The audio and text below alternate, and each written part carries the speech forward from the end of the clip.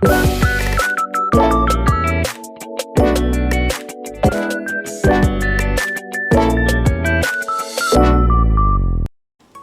guys! Welcome back to my channel! So ngayon ay mag-update tayo sa ating skincare. Last March, nag-show tayo ng skincare routine. Noong time na tayo ay may breakouts. Ngayon, ayan na siya. After 3 months na ginamit natin yung skincare na pinakita ko sa inyo dito sa video na to, from the previous video. Ngayon, July, August, and September. Ngayon ay September. Ito ang ginamit natin kasi mas na-focus tayo na i-fade yung mga marks na naiwan. So, minodify lang natin yung ibang items para makapag-focus tayo ng prevent breakouts and yung fade natin yung mga pimple marks. As of today is September 14, 2025. Ayan ang ating skin condition. Meron pa rin dito, pero ito kasi ay ngayong buwan lang. Pero yung mga marks natin last March, April, ayan. Actually, wala na siya. Malabo na siya. Same routine pa rin ang ginagamit natin. Medyo nag-upgrade lang tayo ng ibang items para mabura natin or mag-focus tayo sa pag-fade ng marks. Itong set ng skincare routine na to ay ginamit ko starting July, August, until September today. And maganda ang resulta niya sa ating skin. Now, ipapakita ko sa inyo kung paano natin siya ginagawa at ano yung mga in-upgrade natin from the routine.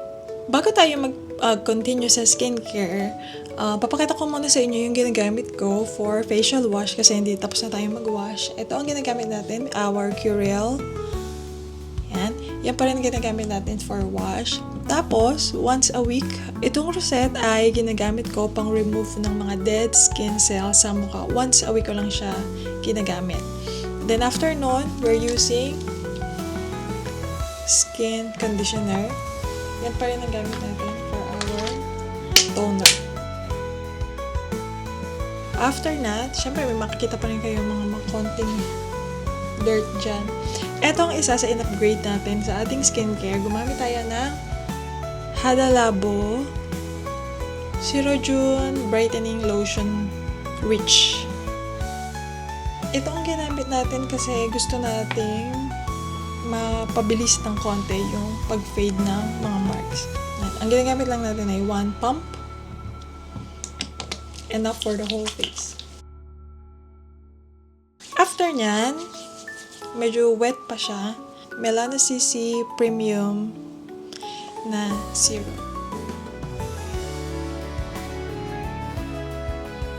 Maganda kasi ito pang brighten at saka nakakatulong din ito para magpagaling ng mga pimple inflammations. Ganun. Maganda to. Update ko kayo. Yung isang ganto, no, ginamit ko siya for 5 months. Sulit na sulit ang product na to. At hindi nagbago ang kanyang color. Walang discoloration. Ang ganda.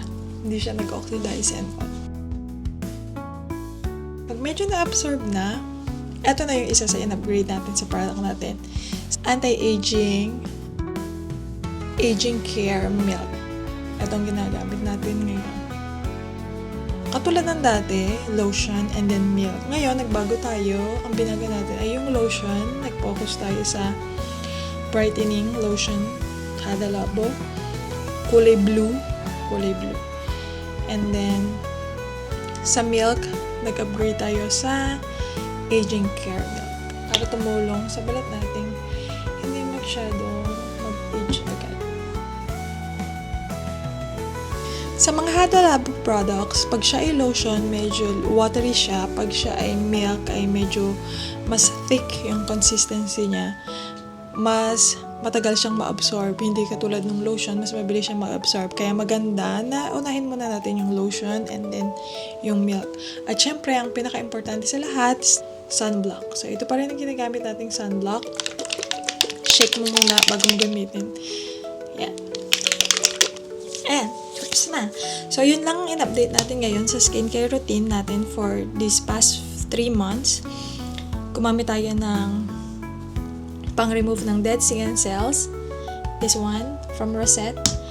Tapos, nag-upgrade tayo ng Hada Labo Lotion. Meron siyang brightening effect na hindi natin makukuha sa Gold Premium because it's more of hydration yung gold. So, ito, para sa mga brightening kasi meron nga tayong pimple marks. At, syempre, nag-upgrade din tayo ng anti-aging na milk. Siguro pagka hindi na natin masyadong kailangan mag-focus sa pag-brighten ng ating mga marks, pwede na tayong uling bumalik dun sa Hada Labo na Gold Premium.